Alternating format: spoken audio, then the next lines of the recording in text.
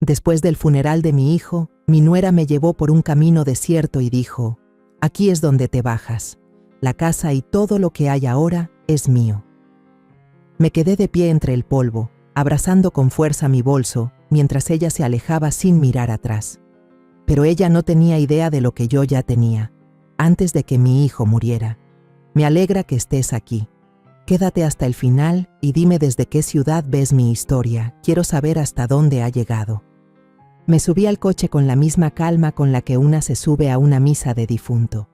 Llevaba mi bolso de siempre, ese que Mateo me ayudó a coser cuando se rompió la cremallera. Lo abracé con los brazos cruzados como si fuera escudo, como si pudiera protegerme de algo que ya no sabía cómo nombrar. Camila iba adelante. No dijo ni «hola». El motor arrancó sin mirarnos. Ella traía los labios pintados como si fuera a un bautizo, y esas gafas negras que no dejaban ver si lloraba o si estaba igual que la noche del velorio, seca como un tronco muerto. La carretera era la misma de siempre, la que cruzábamos para ir al rancho.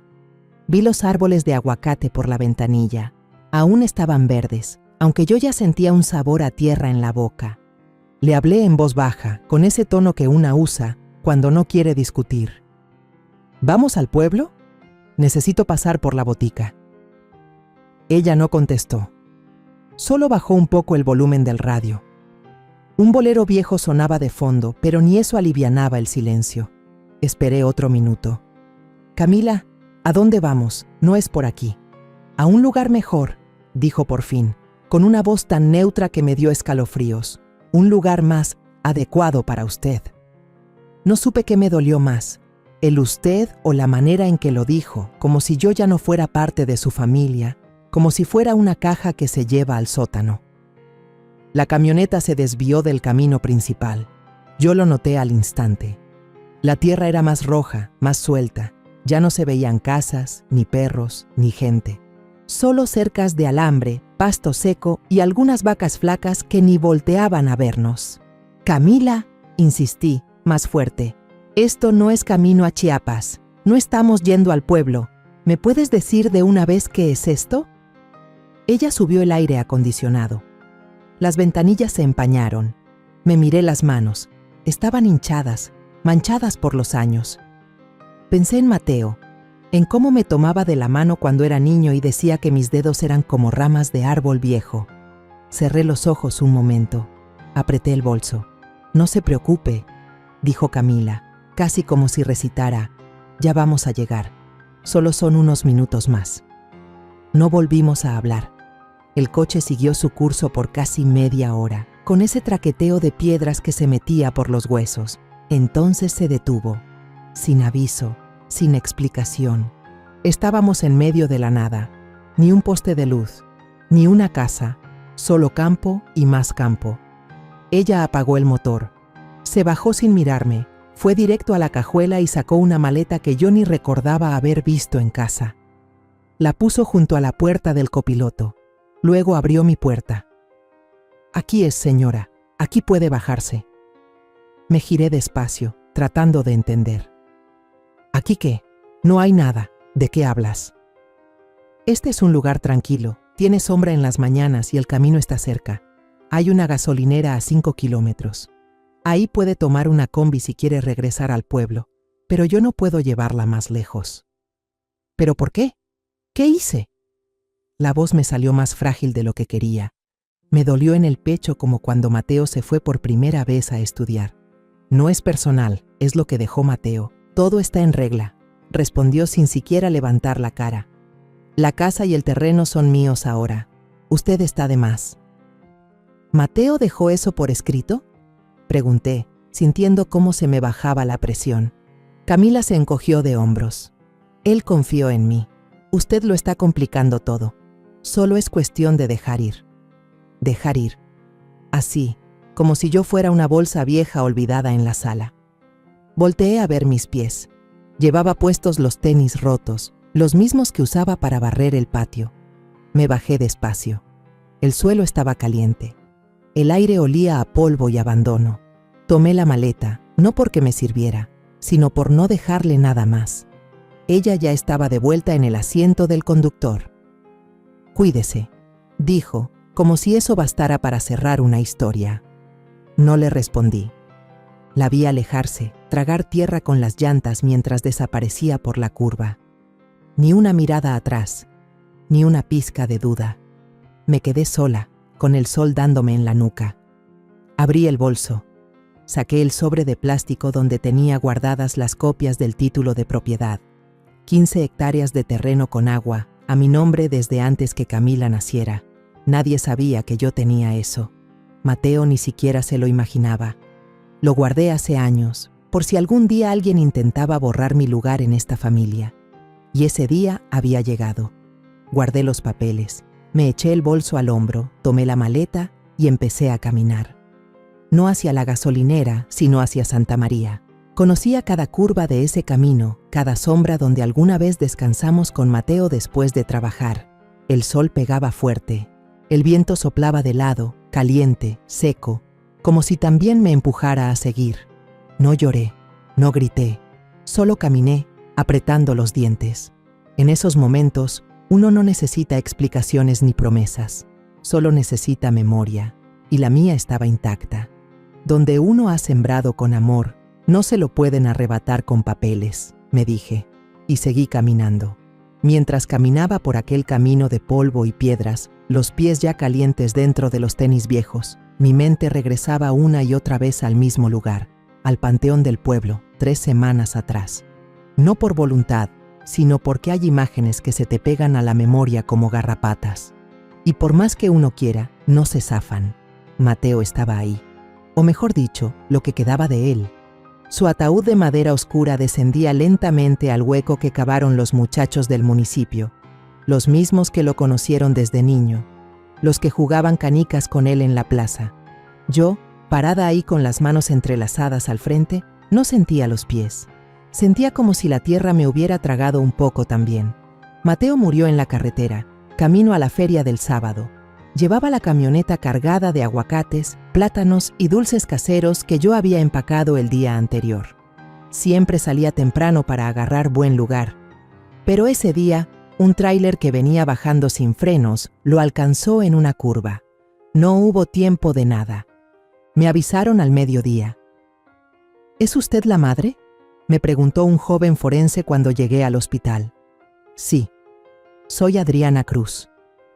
Me llevaron a una sala fría, con luces blancas que no perdonaban ni una arruga del alma. Allí, en una camilla metálica, cubierto por una sábana hasta el pecho, estaba mi muchacho, mi Mateo. Tenía una herida en la frente y un rasguño en la mejilla izquierda, como si hubiera peleado hasta el final. Pero su cara, pese a todo, aún parecía la de un niño dormido. Tuve que firmar los papeles. Yo, sola, nadie más. El certificado de defunción, la autorización para el traslado del cuerpo, la selección del tipo de ataúd. Elegí madera de cedro, sin adornos, como a él le gustaban las cosas, simples pero firmes. Llamé a Camila desde el hospital. La conexión era mala, pero su tono se escuchaba bien claro. Camila, Mateo tuvo un accidente. Ya no está. Silencio. ¿Qué? ¿Cómo que no está? Un tráiler, en la curva de la Ceiba. Ay, no puede ser. Silencio de nuevo. Estoy en medio de un curso en Monterrey, dijo al rato. Es una certificación importante. Voy a intentar conseguir un vuelo, pero no prometo nada. Haz lo que puedas, fue lo único que atiné a decir. Regresé al rancho con el cuerpo en la parte trasera de una camioneta del municipio. Las vecinas ayudaron a preparar el velorio. Margarita, mi amiga de toda la vida, trajo flores del patio de su hija. ¿Y tu nuera?, me preguntó mientras ponía un florero. No ha llegado, le respondí, sin dar más detalles. Pues debería estar aquí. Tú no deberías andar cargando esto sola. No supe qué decirle. Tenía la garganta cerrada desde que firmé ese maldito papel. Camila llegó al día siguiente, casi al anochecer. Entró a la casa con paso firme, como si no fuera un velorio, sino un cóctel elegante.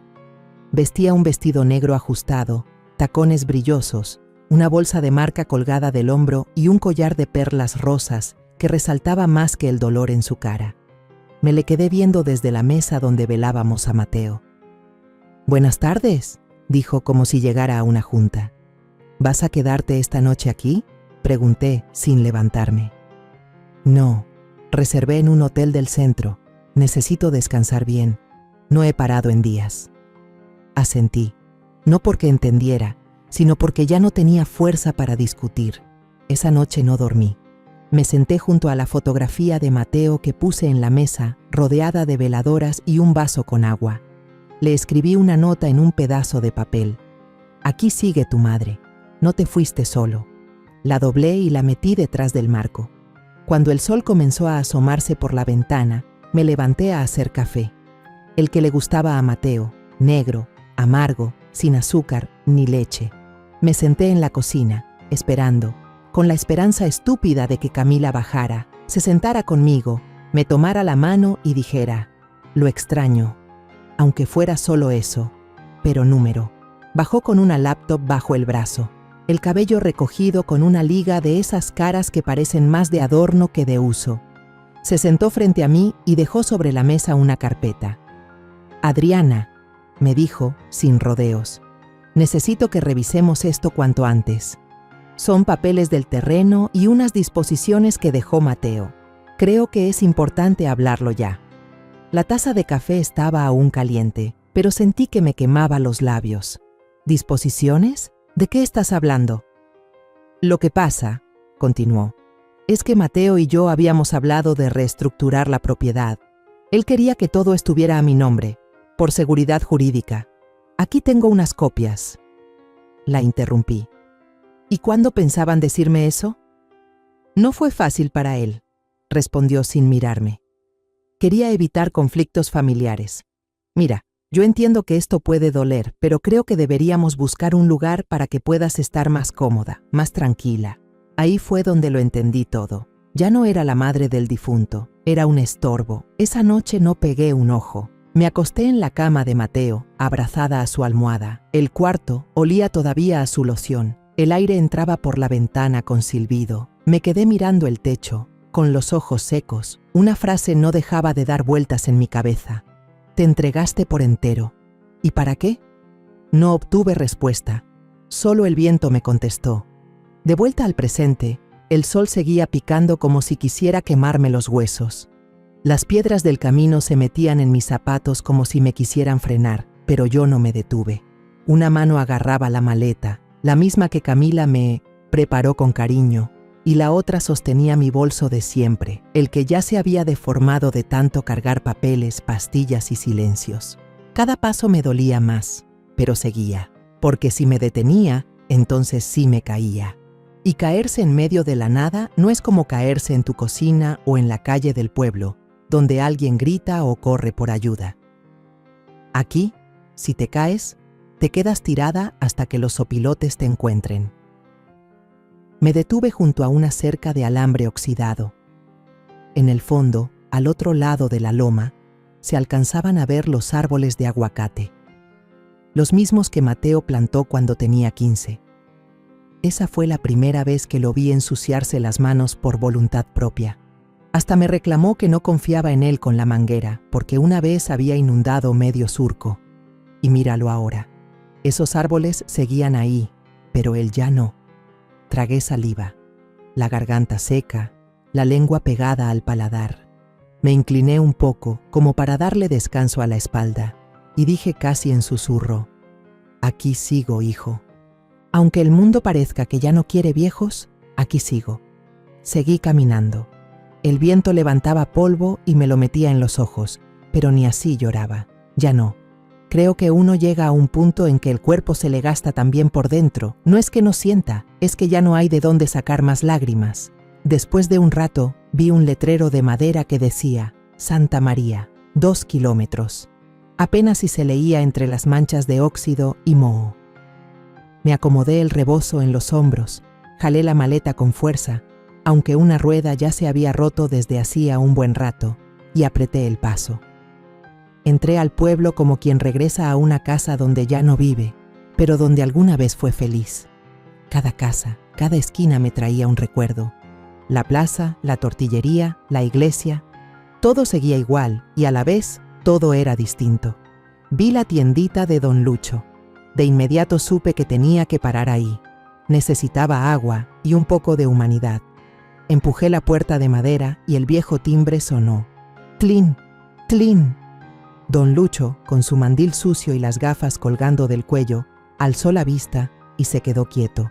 «Adriana, por la Virgen, ¿qué haces caminando bajo este solazo? ¿Y con esa maleta?» Sonreí, cansada. «Hace mucho que no pasaba. ¿Tendrás una botella de agua fría y, si no es mucha molestia, un lugar donde sentarme un rato?» «Claro que sí», dijo, mientras se apresuraba a sacar una silla de plástico azul que tenía detrás del mostrador. «Siéntate, siéntate. No me gusta verte así, toda sudada y pálida». Me alcanzó una botella de agua y un trapo húmedo. Me limpié la cara despacito, mientras él me miraba como si quisiera preguntar algo, pero se aguantaba por respeto. «¿Estás bien?», me dijo al fin, bajito. «Necesito hacer una llamada, Lucho. ¿Puedo usar tu teléfono?» «Sí, claro. ¿A quién necesitas llamar?» «A Marisol Herrera. ¿Te acuerdas de ella? La abogada, amiga de Mateo». «Ah, la muchacha de lentes. Sí, cómo no. Anda, ahí está el teléfono en la pared. Marca el 0 para salir». Me levanté despacio. Las piernas me temblaban, pero no por el camino. Era otra cosa, algo que me subía desde el estómago, como un presentimiento. Marqué. Sonó varias veces. Luego, una voz joven contestó. «¿Bueno?» «Marisol, soy yo, Adriana». Hubo un silencio largo. «Dios mío, ¿dónde ha estado? Le he llamado todos estos días, le dejé mensajes, me tenía preocupadísima. No sé si aún confíes en mí, hija, pero necesito verte, a solas». «Por supuesto que confío. Dígame dónde y a qué hora». «¿A la 1? En tu oficina, si puedes. Aquí la espero, no se preocupe por nada. Y Adriana, qué bueno que llamó». Colgué. Me senté otra vez. Lucho me miraba con el ceño fruncido. «¿Y ahora sí me vas a contar qué pasó? Porque esto no es solo un paseo bajo el sol». «No, Lucho, no todavía. Pero cuando termine lo que vine a hacer, te cuento con cafecito. ¿Quieres que llame a la policía?» Lo miré a los ojos. En ellos vi preocupación genuina, de la que casi nadie tiene ya. «Aún no.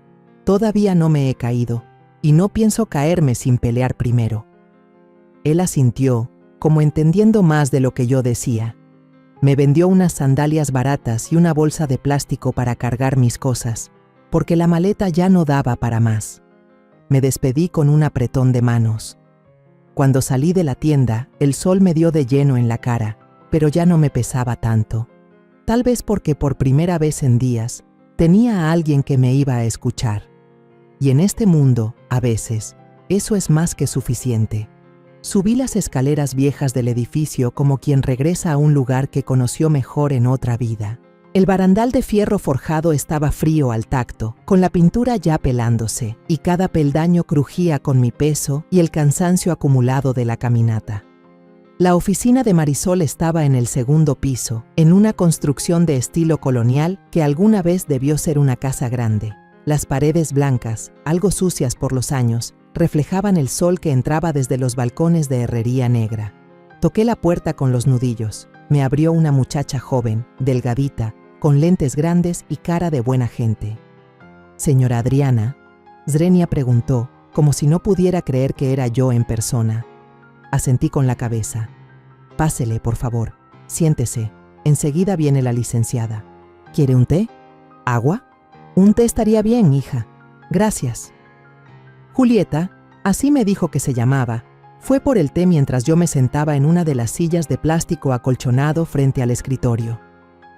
Desde donde estaba podía ver los árboles del zócalo, la fuente del centro y unos niños correteando detrás de una pelota desinflada. Cerré los ojos un segundo. El cuerpo me dolía, pero el alma andaba en otra cosa. Al poco rato entró Marisol, pequeña, delgada, con el cabello recogido en una trenza que ya mostraba algunas canas. Llevaba sus lentes redondos y una mirada filosa como cuchillo de cocina. No me abrazó, no me preguntó cómo estaba.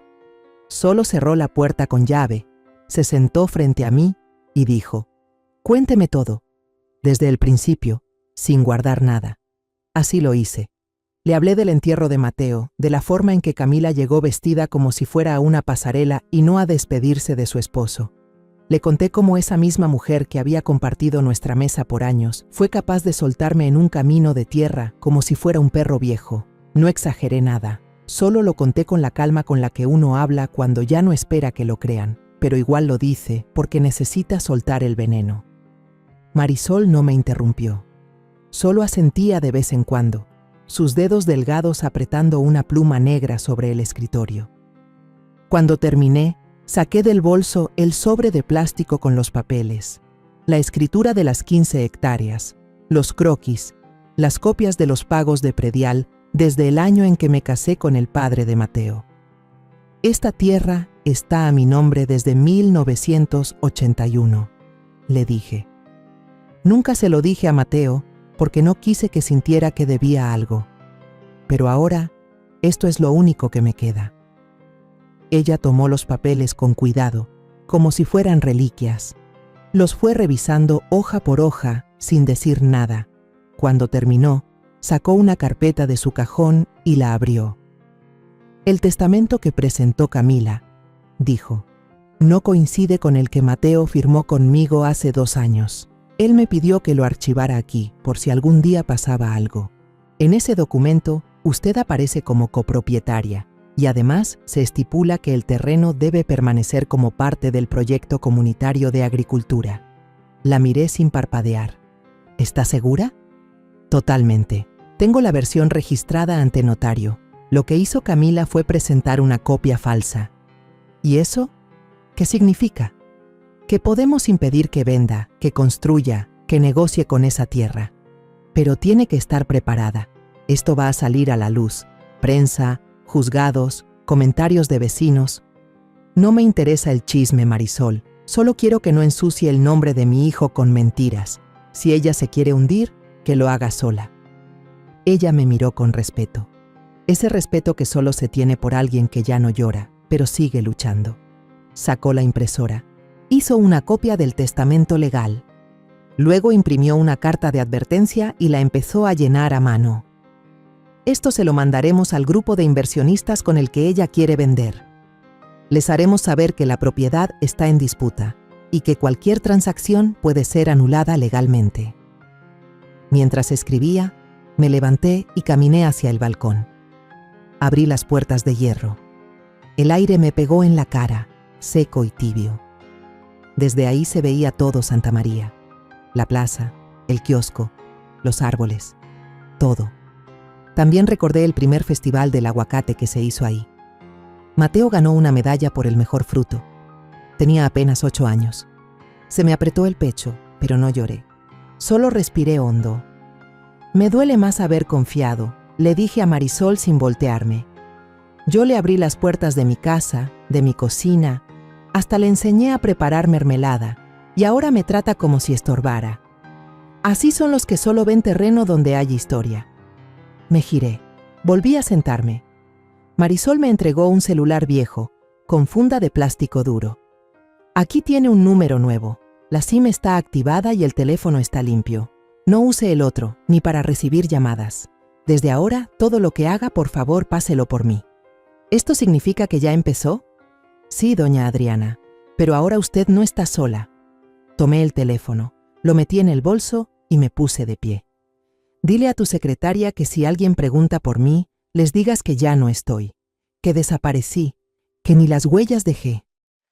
Marisol me acompañó a la puerta. Julieta, desde su escritorio, me miraba con la curiosidad de quien ve salir a una mujer que no parece abuela, sino sobreviviente. «Gracias, hija», le dije antes de bajar. «Cuando esto termine, tal vez te cuente la historia completa, pero no será con palabras, será con tierra en las uñas y café bien cargado». «Aquí la espero», me respondió con una sonrisa tímida. Bajé las escaleras despacio, pero con firmeza.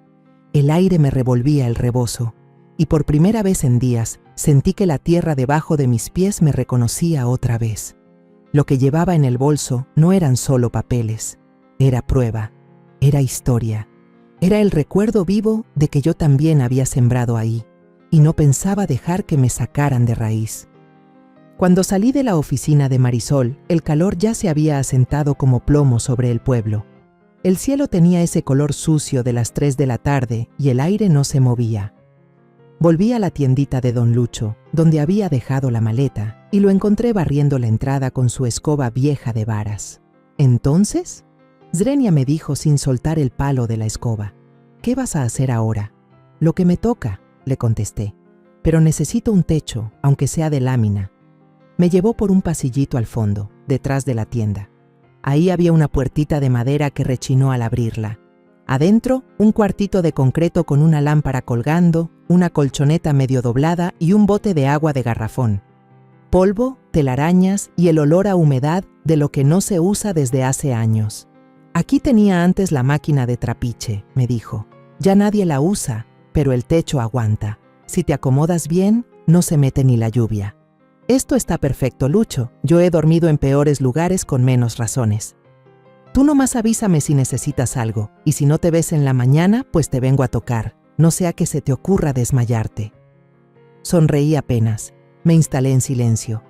Acomodé la maleta al lado del catre, saqué el rebozo y me senté en la orilla, dejándome caer hacia atrás solo lo justo. No quería relajarme, solo descansar los pies que ya sentía como 2 costales de piedras. Esa misma tarde, Marisol me mandó un mensaje al celular nuevo. Esteban Salgado ya recibió el aviso. No ha respondido, pero lo leyó. Ese nombre lo había escuchado en boca de Camila unas cuantas veces. Un inversionista de Guadalajara, joven, exitoso según ella. Un hombre moderno, que quería convertir la tierra de uno en dinero ajeno. Abrí la maleta y me puse a revisar lo que Camila había empacado con su buena intención. 3 pijamas baratas, una chamarra delgada que ni corta el viento y una bolsita con mis pastillas para la presión. Nada más, ni siquiera una libreta ni un peine. Solo lo justo para que pareciera que se preocupó. Me dieron ganas de reír. Esa clase de burla duele más que el abandono. A la mañana siguiente salí temprano y me fui al mercado. Me senté en una fondita en la esquina del tianguis, de esas con toldo de lona azul y mesas de plástico con logotipos de refresco. Me senté al fondo, con el sombrero bien abajo y el rebozo cruzado al pecho. No había terminado mi café cuando la vi entrar. Una mujer joven, camisa blanca de botones, pantalón de mezclilla, el cabello recogido en una coleta mal hecha. Era Lucía. Me sorprendió lo que me alegró verla. Lucía, dije, bajito, solo lo suficiente para que me escuchara. Se detuvo en seco. Me miró con los ojos bien abiertos y caminó hacia mí con cautela, como si estuviera viendo un fantasma. Señora Adriana, pero... Todos dijeron que se había ido a Monterrey con la señora Camila. Negué con la cabeza y puse el dedo sobre los labios. Estoy aquí, pero en silencio. ¿Puedes sentarte un momento? Asintió y se sentó frente a mí. ¿Tú aún recuerdas cómo funciona el sistema de riego del lado norte del terreno? Sí, claro. Yo fui quien le dio mantenimiento las últimas veces. ¿Por qué? ¿Y si se corta el flujo desde la toma principal? Todo se muere, dijo sin pensarlo. En 10 días, como mucho, todo se seca, porque esa línea es la que reparte el agua del pozo viejo. Perfecto, respondí. Entonces hay algo que aún no ha podido robarme. Lucía frunció el ceño. ¿La señora Camila está manejando el rancho ahora? Ella cree que sí, dije, tomando otro trago de café. Lucía se quedó callada un momento. Luego me miró con seriedad. Si necesita ayuda, yo me apunto. No le debo nada a esa mujer. Le sonreí. Te voy a buscar pronto. Pero por ahora no digas nada, a nadie. Ella asintió, se levantó y se fue, dejando el vaso de jugo a medias. Esa tarde me llegó otro mensaje de Marisol. Camila está nerviosa. Esteban le marcó para pedir explicaciones. Quiere saber por qué hay discrepancias en la documentación. Le respondí, déjalo que la presione. Tú no aclares nada, que se revuelva en su propia mentira. Ya por la noche volví al cuarto detrás de la tienda. Me lavé la cara con agua del garrafón y abrí el baúl de herramientas viejas que don Lucho me dejó usar. En una esquina encontré una cuerda, una linterna y un gancho de pared. Colgué en la pared del fondo la vieja camisa de trabajo de Mateo, la color café con manchas de resina, la que usó la última vez que fue al mercado. Yo misma la lavé ese día y la colgué al sol, sin saber que nunca volvería a usarla. No era altar, no era homenaje, era un recordatorio. Ese pedazo de tela me decía que yo no estaba peleando por tierra, ni por nombre. Estaba peleando porque no podía dejar que todo lo que fuimos se convirtiera en una mentira bien presentada. Y ahí, con esa camisa colgada como testigo, decidí que esta vez no me iba a rendir. Temprano por la mañana, me encontré con Marisol en el café. Nos sentamos en la mesa del rincón, justo frente al ventanal que daba al parque de Santa María. Era temprano, pero ya había calor en el ambiente, y ese olor a pan recién horneado que salía de la panadería de enfrente. Yo traía los lentes oscuros que me prestó Julieta, y Marisol tenía los suyos puestos desde antes de entrar. Parecíamos dos espías jubiladas conspirando en voz baja, pero no era broma lo que estábamos tramando. Lo primero es congelar todo, dijo Marisol, bajando la voz mientras sacaba unos papeles de su bolso. Ya redacté la demanda. Es una solicitud de medida cautelar. Vamos a presentarla hoy mismo ante el juez de distrito. Si la aprueban, Camila no podrá mover ni una piedra sin permiso. Asentí sin prisas. ¿Y si nos contesta? ¿Si contraataca? Que lo intente, me dijo. Usted está reconocida como parte interesada en el testamento legal y además, usted fue abandonada. Nadie puede callarla ahora. Tomé un sorbo de café. No estaba bueno, pero el amargor me ayudaba a no olvidar.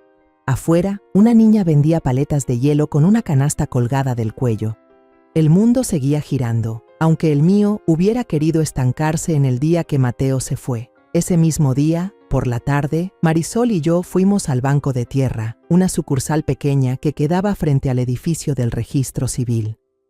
Entramos sin cita. El aire acondicionado estaba tan fuerte que me dolieron los huesos. Un joven nos recibió. Diego. Se llamaba, según su gafete. Tendría 20 y tantos, pelo bien peinado y una camisa que le quedaba grande.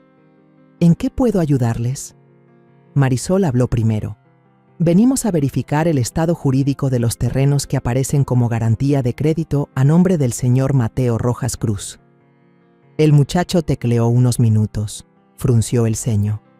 ¿Y usted es? Su madre, respondí yo, firme. Adriana Cruz. Diego se quedó en silencio un momento. Luego bajó la voz. Disculpe, señora. Es que según la última actualización, usted ya no residía en la propiedad. Eso fue lo que informó la señora Camila Herrera. ¿Tiene alguna carta de autorización para representarlo? Sin decir palabra, saqué del bolso el sobre con el sello del registro agrario. Le entregué la copia certificada de la escritura donde figuraba como copropietaria. Diego la leyó en silencio. Sus cejas se movieron apenas. Entiendo, dijo por fin. Gracias por traer esto. Haré la actualización de inmediato. No hizo falta más. Salimos del banco en silencio. El cielo ya empezaba a llenarse de nubes oscuras, esas que huelen a tormenta desde lejos.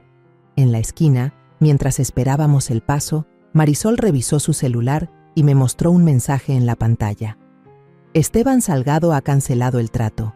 No continuará la negociación por riesgos legales. Sonreí sin decir nada. Por dentro, una parte de mí sintió alivio.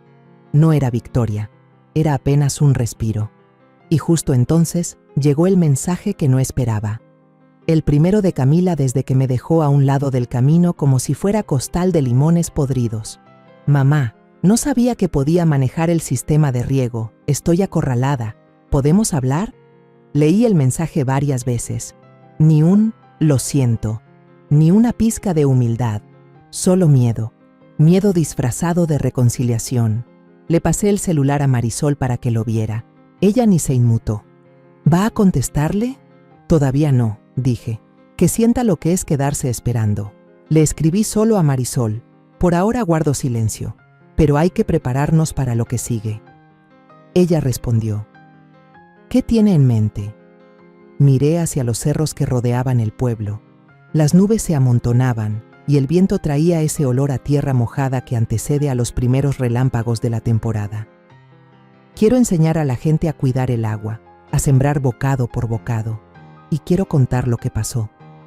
No como escándalo, sino como memoria, porque lo que se calla, se pudre. Esa noche regresé al cuartito detrás de la tienda. Lucho ya no estaba, pero me dejó un pan dulce en una servilleta sobre la mesa. Me lavé las manos en la cubeta, encendí la lámpara tenue y busqué el cajón metálico viejo donde Mateo guardaba fotos y papeles importantes. Lo abrí despacio, como quien abre una herida vieja.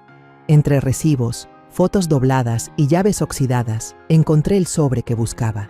Dentro, una carta escrita a mano. La letra de Mateo, redonda, algo apretada, decía: «Mamá, no dejes que nadie decida por ti. Tú eres más fuerte que todos nosotros juntos». Apreté el papel contra el pecho, cerré los ojos. Por fin lloré. Nenún número de tristeza, de dignidad. Las primeras gotas de lluvia empezaron a golpear el techo de lámina con ese ritmo irregular que tienen las tormentas de verano.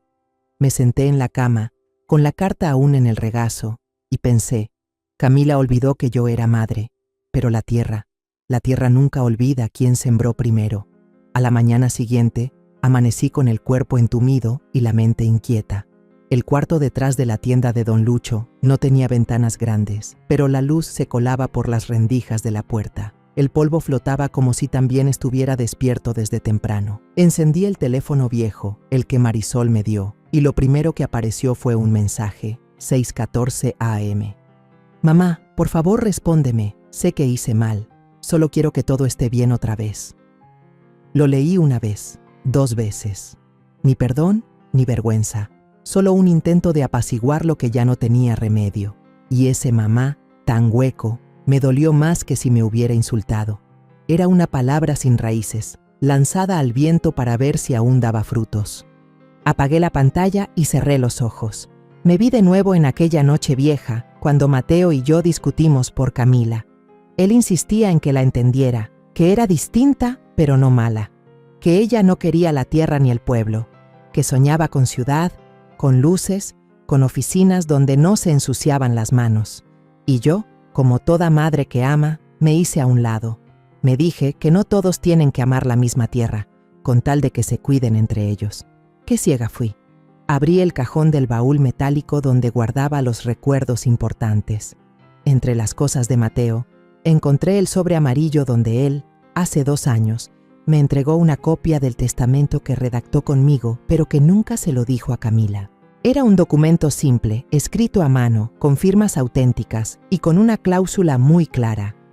Esta propiedad permanecerá dentro del proyecto cooperativo de agricultura por un mínimo de 20 años tras mi fallecimiento. Ningún heredero podrá vender, dividir ni modificar sin aprobación comunitaria.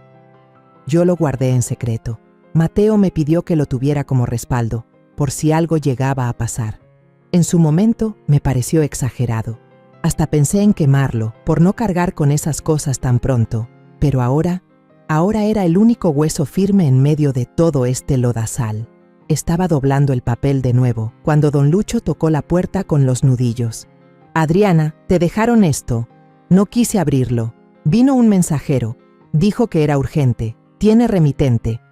Me lo entregó y me dejó sola. Era un sobre de papel grueso, con el nombre de Esteban Salgado, escrito a mano.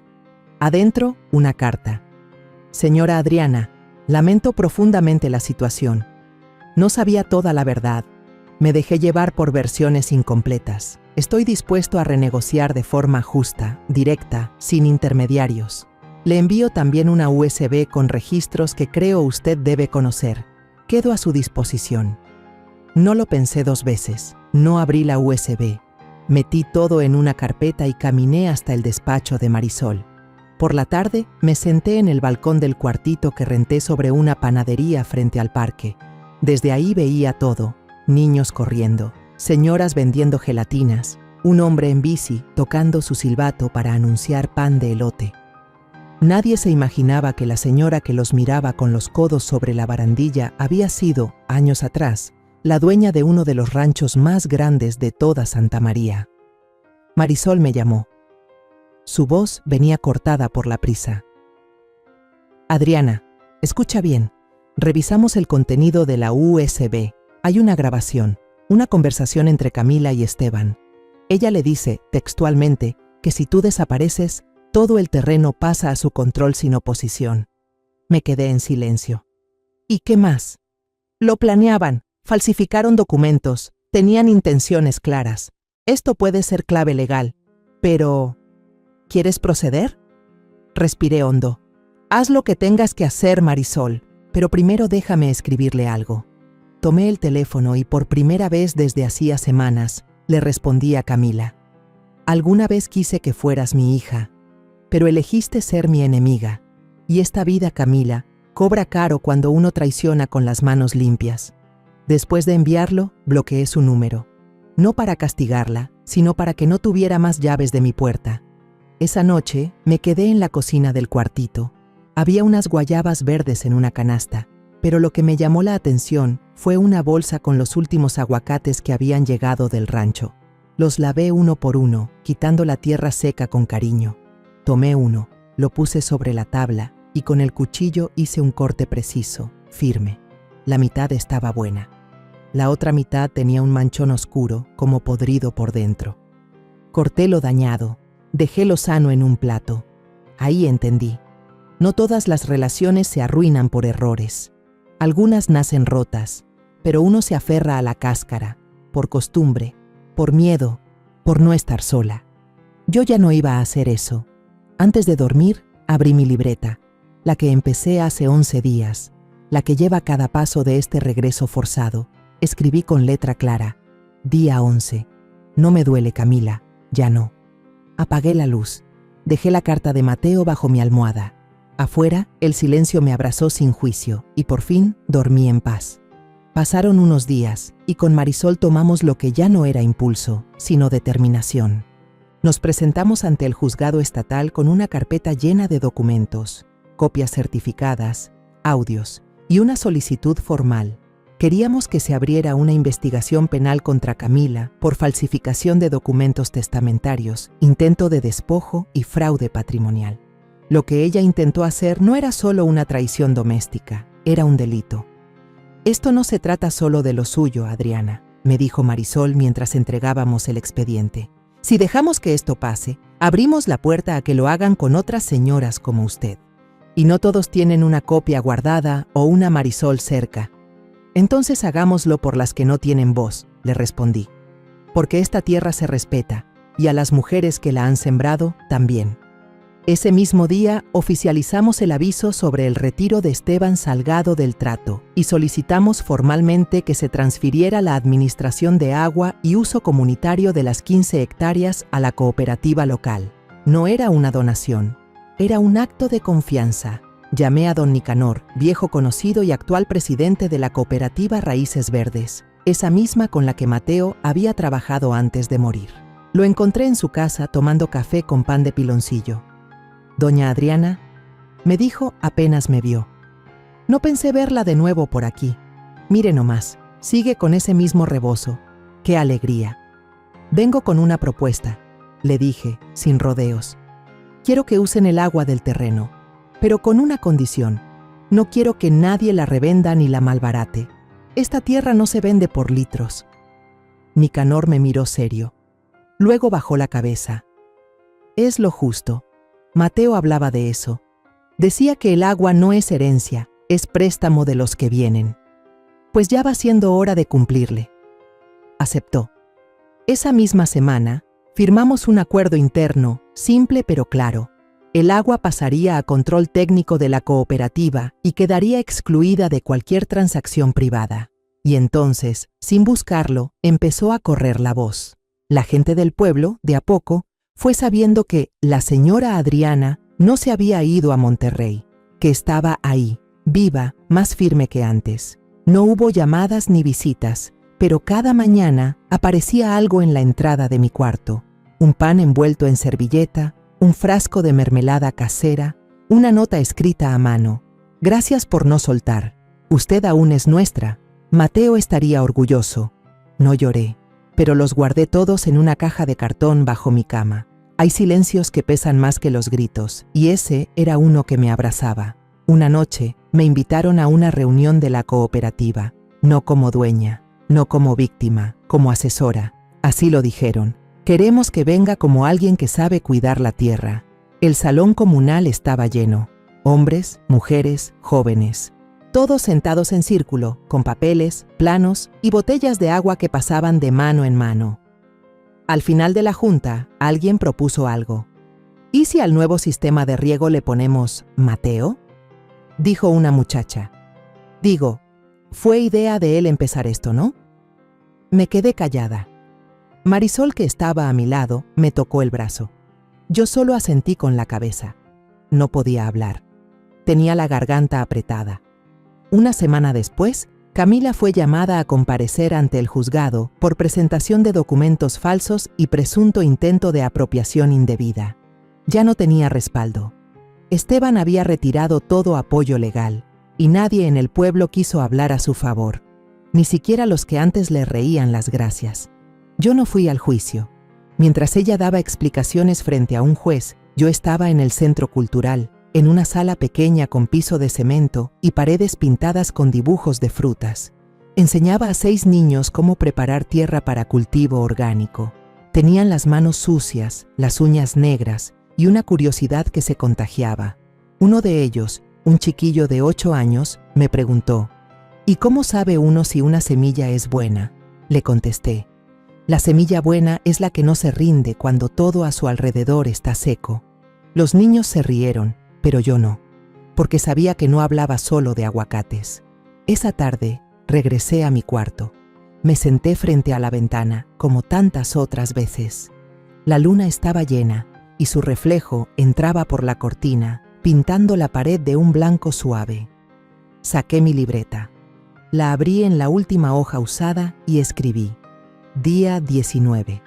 El huerto respira, el agua corre, tengo voz y ya no tengo miedo. No necesitaba venganza, no necesitaba que me devolvieran un título ni una casa. Yo ya había recuperado algo más importante, la certeza de que lo que uno planta con las manos no lo borra ninguna firma falsa. Después de 3 semanas durmiendo entre costales de recuerdos y polvo detrás de la tienda de Don Lucho, sentí que era momento de moverme. No por comodidad, sino por dignidad. Uno sabe cuándo el cuerpo ya no se queja por la cama dura, sino por lo que uno no se atreve a cerrar. Con la ayuda de Marisol, encontré un cuarto en la planta alta de la panadería La Canela, justo frente a la plaza. Era pequeño, con paredes de madera clara, un ventanal que daba a los árboles del zócalo, y ese aroma constante a pan tostado y mantequilla de canela que te abrazaba desde las 6 de la mañana. La dueña, doña Rufina, me abrió la puerta ella misma. Aquí vivía mi hija cuando aprendía costura, me dijo mientras señalaba la máquina de coser cubierta por una manta. Ahora vive en Houston y ya no vuelve ni en Navidad. Le sonreí sin lástima. No necesito mucho, señora. Con que tenga donde apoyar los pies y no me caiga agua del techo, ya es suficiente. Me instalé sin prisa. Acomodé un par de chales en la silla junto a la cama, coloqué la foto de Mateo en una repisa y junto a la ventana puse 3 macetas. Una con menta, otra con chile ornamental y la tercera con flores de cempasúchil que me regaló Lucía. Me senté frente a ese marco cuadrado de aire y luz, respiré hondo y pensé, aquí no tengo pasado, pero puedo sembrar un poquito de presente. Las mañanas en Santa María empezaban temprano. Yo bajaba al mercado con una bolsa de manta al hombro, caminando sin esconderme. Los que me reconocían me saludaban con un leve movimiento de cabeza, como diciendo, sabemos lo que hiciste y lo respetamos. Nadie me preguntaba por Camila. Nadie mencionaba juicios ni papeles. Algunos me regalaban un ramito de cilantro o me daban una papa extra, sin decir palabra. Un día, el carnicero me dio un hueso grande para el caldo, sin cobrármelo. Y cuando le pregunté cuánto era, solo dijo, «Usted ya pagó mucho con todo lo que ha aguantado, doña Adriana». Una tarde de sábado, entré a la biblioteca municipal buscando un libro viejo de cultivo. Fue ahí donde me topé con Reina, la bibliotecaria que en su tiempo le pidió a Mateo semillas de guanábana. «Doña Adriana», Zrenia dijo con una sonrisa sincera, «qué bueno verla. Qué bueno saber que sigue aquí». Nos sentamos un rato a platicar. Me contó de los talleres que estaban organizando en el centro comunitario. Justo necesitamos a alguien que nos dé una charla sobre frutales en suelos calcáreos. Sé que usted y Mateo trabajaron eso, ¿no? Él empezó con eso, sí. Lo dejó a la mitad, pero algo me queda todavía en la cabeza. ¿Le gustaría compartirlo? Aunque sea un taller chiquito, la gente del pueblo quiere aprender y usted tiene mucho que dar. Acepté, no por nostalgia, porque por fin sentí que tenía algo que valía no por el apellido ni por el terreno, sino por la vida vivida. El primer taller fue en un aula de techos altos y pizarrón con gises de colores. Había 9 personas, un par de señoras, 3 jóvenes de secundaria, 2 agricultores y una madre con su hija. Me temblaban un poco las manos, pero bastó hablar de tierra, de humedad, de lombrices y de podas para que se me abriera la boca sola. En medio de la sesión, un muchacho de unos 15 años, con las uñas manchadas de tinta y la gorra chueca, levantó la mano. ¿Y usted no tiene miedo de que le vuelvan a quitar lo suyo? Pensé un momento. Lo miré a los ojos. Ya no, porque ahora ni siquiera se atreven a tocarme la puerta. Todos se rieron, y yo también, pero dentro no era risa, era alivio. Empecé a escribir un cuaderno, no un manual, ni un libro de consejos, un registro, un relato de lo que sé, lo que vi, lo que aprendí. Escribí sobre el año en que la sequía duró 5 meses, sobre el invierno donde las plagas arrasaron media cosecha, pero también escribí sobre la primera vez que Mateo me abrazó con los brazos llenos de barro y me dijo, «Mamá, hoy sí sembramos bien». Un mediodía tocaron la puerta del cuarto. Abrí y era Julieta, la asistente de Marisol. Traía una bolsa de papel en la mano. «Buenas tardes, doña Adriana». Marisol me pidió que se lo trajera. Dice que es importante. Me senté frente a la ventana. Abrí el sobre. Era la resolución oficial del juzgado. Camila quedaba inhabilitada para hacer transacciones financieras por 5 años. Además, debía devolver lo obtenido por el uso fraudulento del testamento. Julieta me miraba en silencio. ¿Está contenta? Tardé en responder. Doblé los papeles con cuidado y los guardé en mi carpeta. No, hija, no me alegra. Me da tristeza. Hay personas que escogen el atajo sin saber que lo que acortan no es el camino, es la vida entera. Ella bajó la mirada y luego se despidió. Me quedé sola, apoyada en el marco de la ventana. Abajo, un grupo de estudiantes regaba las plantas del parque con baldes y botellas. Uno de ellos tropezó, se mojó todo, y los otros se rieron con esa inocencia que uno cree perdida y que de repente regresa con fuerza. Acaricié la hoja del cempasúchil que crecía junto al vidrio y le susurré al aire: «Mateo, no te pude retener, pero defendí lo que tú sembraste». Y por primera vez en muchos años, no sentí que estaba sola. Empecé a escribir mi historia en un cuaderno grueso, de pasta suave, con hojas que absorbían la tinta, como si también quisieran guardar memoria. Lo compré en la papelería de la esquina, donde todavía venden a lápiz y a granel, como en los tiempos de antes. Lo elegí sin pensar mucho, solo asegurándome que la portada fuera lisa, sin dibujos ni frases motivadoras. Quería que las palabras hablaran solas. No escribí para publicar, ni para vengarme, tampoco para recibir lástima. Lo escribí como quien se sienta a platicar con alguien que también conoce el silencio de sentirse empujado fuera de su propia vida. Como si hablara con una amiga que, sin saberlo, también un día la dejaron al borde de la carretera con una maleta mal cerrada y una historia no acabada. Fui escribiendo por partes. Empecé con la mañana en que Camila me hizo bajar del coche en ese camino polvoriento. Luego conté cuando me senté, con las manos temblorosas, en la banquita frente a la tienda de Don Lucho. Seguí con el día que entré, con el corazón apretado, a la oficina de Marisol y salí de ahí con la frente en alto. También puse la tarde en que por primera vez me llamaron asesora en la cooperativa y no la madre de Mateo. Cada párrafo estaba lleno de detalles, no de lamentos, no de tragedias exageradas, solo de los hechos tal cual ocurrieron. Porque entendí, ya sin rabia, que a veces la fuerza no se grita, a veces solo se sostiene con las manos arrugadas y la voz clara. Dediqué un capítulo entero a una frase que escribí despacio, con letra grande, casi como si la tejiera con aguja. Lo que cuidé no fue la tierra, fue mi derecho a existir sin pedir permiso. Ese cuaderno no lleva título, solo una fecha al principio. Día 1, cuando me sacaron del coche y comencé a regresar a mí misma. Una noche cualquiera, tocan la puerta. Es una niña como de 7 años, con un delantal deshilachado y una caja de dulces en el pecho. ¿Quiere comprarme, señora?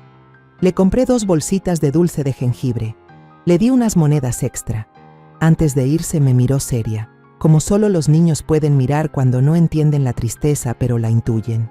¿Vive sola, verdad? Sí, mija, vivo sola, pero no estoy triste. Ella sonrió. Yo también. Cerré la puerta y abrí una de las bolsitas.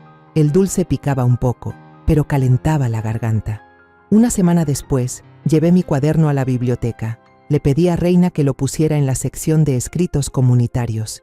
¿Está segura que quiere dejarlo aquí? Sí, que lo lea quien lo necesite. Tal vez no sirva para todos, pero si una sola mujer lo lee y no se siente tan sola, entonces ya cumplió su tarea. Las siguientes semanas siguieron igual. Me levantaba temprano, regaba mis plantas del balcón, daba clases cuando me lo pedían, pasaba por pan de canela recién hecho, escribía un poco más en otro cuaderno. No había gloria, no había prisa, solo vida. La gente del pueblo ya no me miraba con lástima. Me miraban como se mira a un árbol viejo que sigue dando sombra, con respeto callado. Algunos niños comenzaron a llamarme la señora del aguacate. No me molestaba, de hecho me gustaba. Un mediodía, Lucía me visitó. Llevaba un bolso con hortalizas y 2 sobres. «Doña Adriana, traje esto del invernadero, y también esto», me dijo, entregándome los sobres. Uno era una invitación a dar una charla en la capital sobre organización agrícola y derechos de mujeres rurales. El otro, una carta escrita a mano, sin remitente. La leí. Era de Camila. No espero perdón. Solo quería decirle que ahora entiendo cosas que antes no. Ojalá algún día pueda verme sin rabia. Cuídese. La doblé, no para guardarla con cariño, solo para que no estorbara sobre la mesa. Lucía se sentó conmigo un rato. Me preguntó si alguna vez pensé en volver al rancho. ¿Y volvería? No, le dije, sin dudar, porque el lugar que me arrojó ya no me duele, pero tampoco me llama. Después de que se fue, me quedé un rato viendo la plaza desde el balcón. El viento movía las cortinas y las flores del cempasúchil parecían saludar a la tarde. Ahí, sentada en silencio, entendí algo que no había podido poner en palabras, algo que quizá escribiré en otro cuaderno. No gané, no perdí, solo aprendí a quedarme conmigo misma sin miedo. Y eso, para muchas, ya es un milagro. Contamos esta historia basada en hechos reales. Los nombres y lugares han sido cambiados para proteger la identidad de la persona involucrada. Es la historia de una madre que sacrificó toda su vida por sus hijos y nietos, y al final fue despreciada, utilizada y abandonada. Pero cuando ya no le quedaba nada que perder, se levantó. Y esta vez vivió para ella misma. No la contamos para juzgar, sino para que quien escuche se detenga a pensar: ¿cuántas madres están sufriendo en silencio dentro de su propio hogar? Ahora, tengo curiosidad por ti, que estás escuchando mi historia. ¿Qué harías si estuvieras en mi lugar? ¿Te ha tocado vivir algo parecido? Déjamelo en los comentarios. Mientras tanto, te dejo en la pantalla final otras 2 historias que son favoritas del canal y que sin duda te van a sorprender. Gracias por quedarte hasta aquí.